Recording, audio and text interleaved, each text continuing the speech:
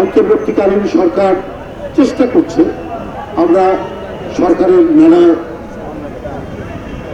বিষয়ের সমালোচনাও করছি। এর মানে এই নয় যে আমরা সরকারের বিরুদ্ধাচরণ করছি, পতনের কথা বলছি। আমরা অন্তর্বর্তীকালীন সরকার বিপ্লবের মধ্যে দিয়ে তৈরি করা, কিন্তু মানুষের প্রত্যাশাগুলো তো পূরণ করতে হবে এই সরকার, এবং সেই প্রত্যাশা পূরণে যদি ঘাটতি থাকে তাহলে গণতন্ত্রকামী রাজনৈতিক দলগুলো জনগণের স্বার্থের কথা চিন্তা করে কথা বলবে, কর্মসূচি গ্রহণ করবে। এটা অত্যন্ত সত্য কথা যে নিত্য প্রয়োজনীয় জিনিস, বিশেষ করে খাদ্যপণ্যের দাম কোনোভাবেই কমাতে পারছে না সরকার। আমরা দলের পক্ষ থেকে বলেছি যে আপনারা মার্কেট ইন্টারভেনশন করুন, সিন্ডিকেট বাসদেরকে ধরুন, যারা আগে থেকে সিন্ডিকেট করে আছে তারা দুষ্ট চক্র বিভিন্ন জায়গায় তাদের সাথে হাত মিলিয়ে এই কাজটি করে, তাদেরকে ব্যাপকভাবে আইনের আওতায় নিয়ে আসে। দেখবেন যে স্বয়ংক্রিয়ভাবে জিনিসপত্রের দাম কমবে।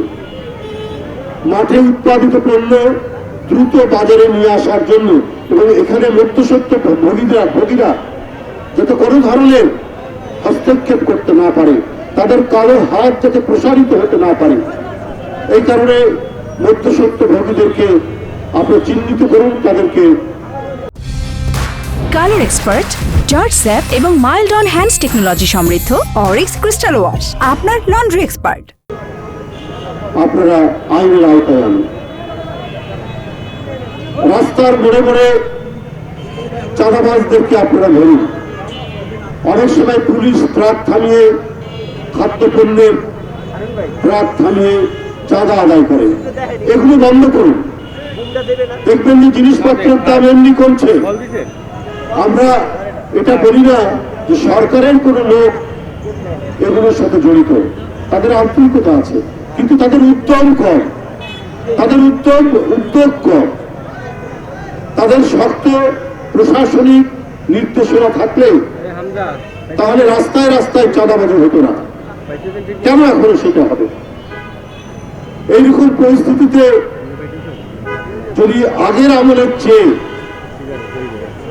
এই আমল মানুষ যদি স্বস্তি এবং শান্তিতে না থাকতে পারে তাহলে তো মানুষ হতাশ হবে।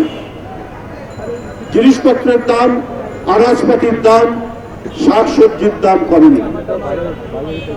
এইরকম মুহূর্তে জাতীয়তাবাদী কৃষক দল ঢাকা মহানগরীর বিভিন্ন এলাকায় তারা পর্যাপ্ত শাকসবজি কিনে বরং অনেকটা ভর্তুকি দিয়ে তারা জনগণের কাছে বিক্রি করছে। এইটাই হচ্ছে গণভিত্তিক রাজনৈতিক দলের বৈশিষ্ট্য, যেটা তুহিন এবং বাবুলের নেতৃত্বে কৃষক দল করছে।